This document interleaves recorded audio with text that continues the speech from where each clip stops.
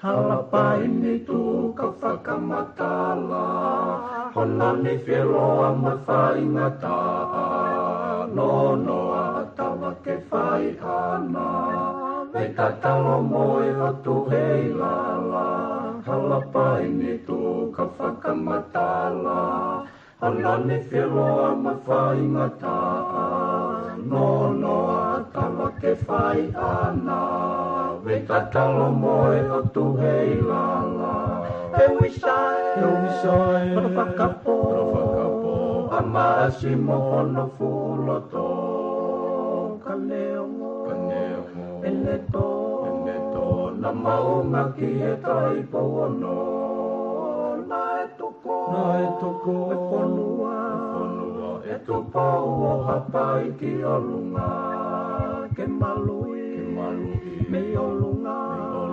Atonga ni o whai o tupua Utulai na o tumatanga Motakau no me ka whakautanga Matangi mari e ko maua whaanga Utukalonga luko e hake anga Utula aina o tumatanga Motakau no me ka whakautanga Matangi mari e ko maua whaanga Utukalonga luko e hake anga He wisai, whakapo A maasi mohono fuloto Ka neongo, e leto Na maunga ki e tai pono Na e toko, e whanua E topau o hapai ki o lunga Ke malui, me o lunga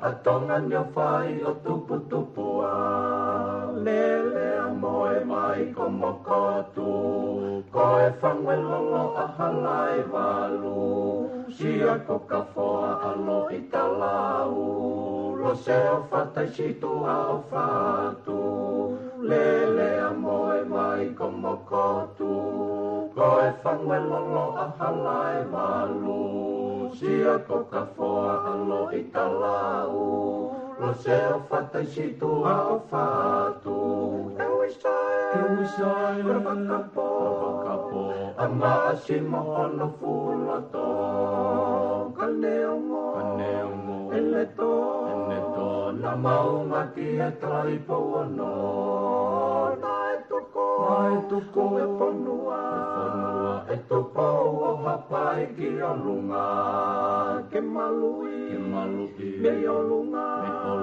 Atonga ni o whai o tupua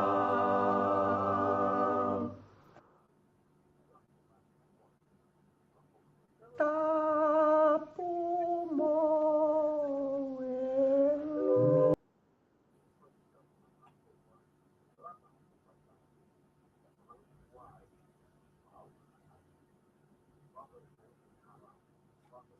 Kokorike hu whanga mua e tā malo whanua mga hi tāla whatapu kutope o ku wha o atu pa mihe ni ka e atai whanga maari e goni ke o atu wai. Hamo proklama hono ua pa mo e whatwhanua wha o ki he weekend. Whatama pia ku ongo le rei atu pia tau proklama ke te ki mo tolu ki a pina. Lava ke mo kau mai ke tau whanongoa e proklama koi o e ahoni. Hangi koe nā ma whahoko atu he tau proklama na e whahoko o whika ulua ki he weekendi. Ko e whanga maria ni I he ahoni ke te whai peha whakatala noa ki whafofonga pia mo o awe ange ki ai ngahi whehu I ko ia na kai ke lava o maua whainga maria I he proklama ko o si ke whai hane wakai ki ai ka I he whainga maria ko ia pongpongini ko ma lau ko e tapua kia ke lava ke whaata atu ke whahoka to e tau proklama I he ahoni pia mo whainga maria ko e whafofonga lava ki tau kauwhatahai I he pongpongini. Ko ia hene o ku whiwhia ki tātai lerei e whawhawhonga me he laine ku ne tongtap e piven malo tau mau e pongpongini ko wiloi ku wawe e bito lere aho ko e tau hanga we mahau na kuose ne ahewhia to e be ki aho si iho malo loa ko ku ke whoki whare Aku fefe hakatongana he pongpongini. Solo, alo tau la vai, o kore te bege o whanga whatapu. Ko ia. Nge ko maua mana wale rei. Ingai aoni. Koia. Oi, ue ali rei pēr a tongan. Nau alo ai ki tohi tangi. Ke foi hopo ko ni ke foi lao ko ni hia sei. Ma whanki mea peke ai. Kau turi mai peke ai ki pokarama ke whakakato he aha. E ko tuko ne taimi ni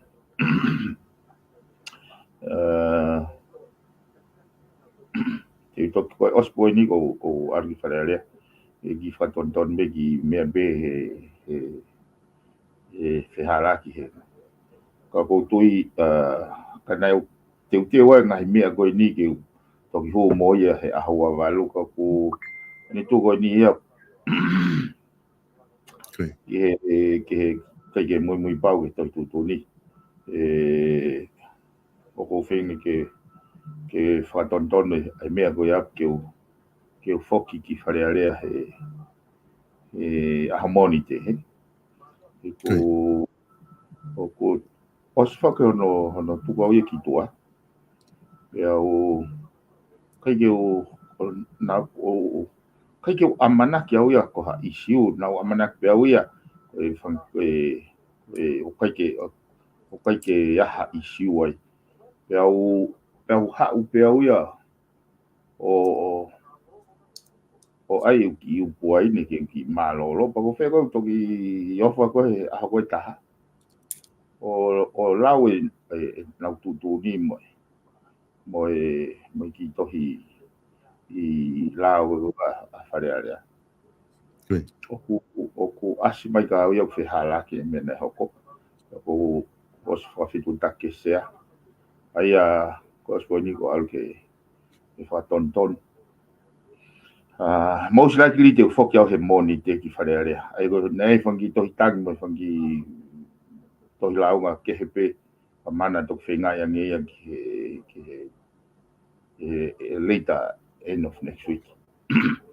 Kako kaike o mari e foke mea ko ke henai kai ke utui na nau na fai tutuna ka lau mari lele kana ka hono saibe o hanga he fo I manga fa go ya o me nga palpare mai na ke ulava sio ki ai ka ulava sio ka he solo ko ku sio go ke foi tutun ko ya pe mo me na hoko o moni tala no me o tau ke te mi baba e na whakakata pe mo ni afio he ki project e mo ti u fai pangai mo ano e yo te ngena na u ke so ti ai ko ya ko tau ko timing go tolo koloni he o ko nei foi stepu mau inga ke wa hanga he tama fai ako o fai no ke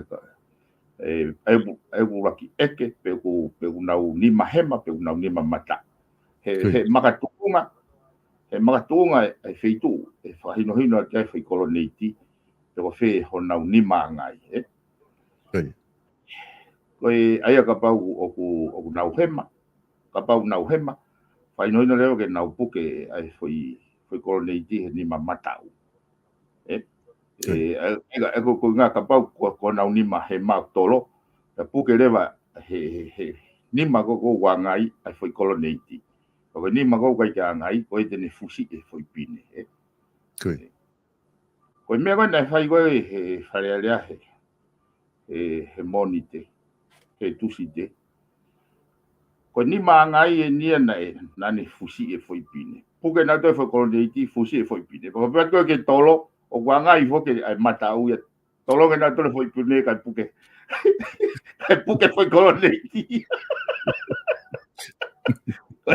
ui ka moke e te alu koe ke ka moke te aga tau te ai hata ke mamahi te strip ha mea ai ha mea o kune whe mau ka kau uni kau muhanga unawanga o Aya ko neane tononge na tolonga ka foi koloneti. Kana puke ki pine ko ana tolo puke foi pine. O puke foi koloneti ka tolonga ka foi pine. Kai ke ka ko me pe fuki ai hoko time ko ke te e fai tutu nele ya ke hanga mali ke base he merit the situation. Kia na ulawa sio ke fu tau fe ala faulia. Pana sai pe ka uia ai be ho e gena le ama mai pe ia sai pe ka u mahino pe ka u anga ia ni au sia pa anga pe ni fai tutuni ngata anga ni kau kau ka kau fonga ko ka kai he ko no inga ko issue ni ia au anga ko kau kau ko issue ni me ke me le o ka kai aia ko te wati fatata ko ni ka pau e lele mai ka polisi o koutuki hata i ha whitu. Kai ke nau te mai na tō eke ko hawa e uhinga nau tuki. Hawa na tō.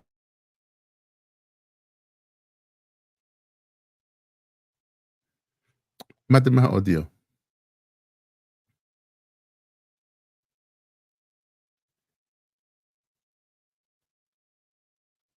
Iki pakai audio bibene mate maha.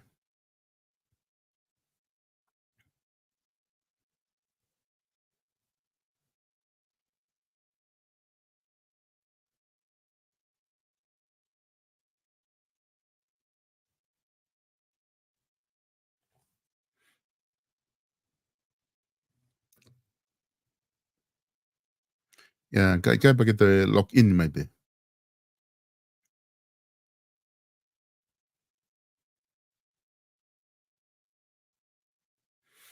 Katak pe ki motuhia ko ya. Ko ilo pena ai o fa motuhia pe mala ne fa tama i ene mafantala noa ko ta kolo hene telefoni tatangi o winga fa motu ai mahalo le o me kai foki le o ia ki hene telefoni ki tali ko ene me ka ko te login me pe sai kai tau ki i ko ene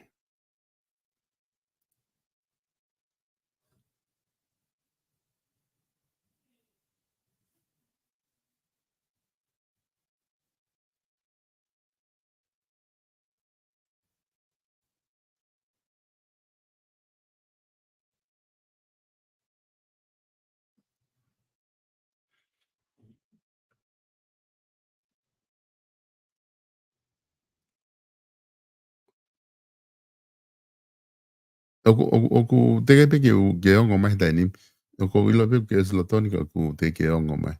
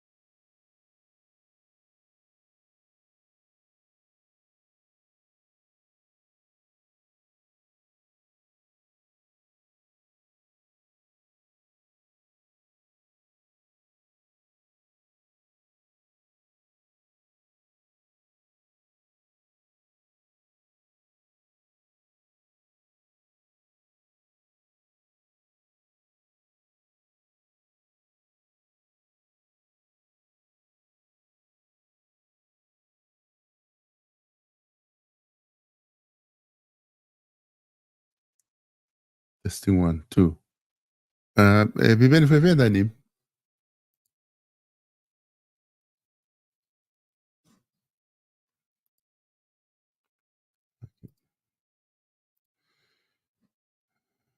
Testing 1, 2.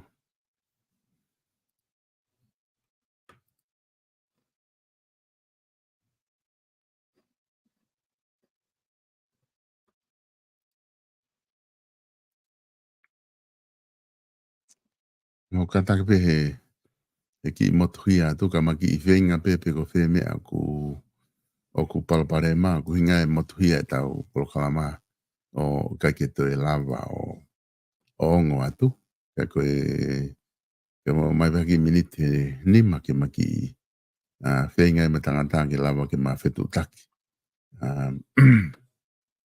ma tok foki mai ke hoko ate tau polokalama.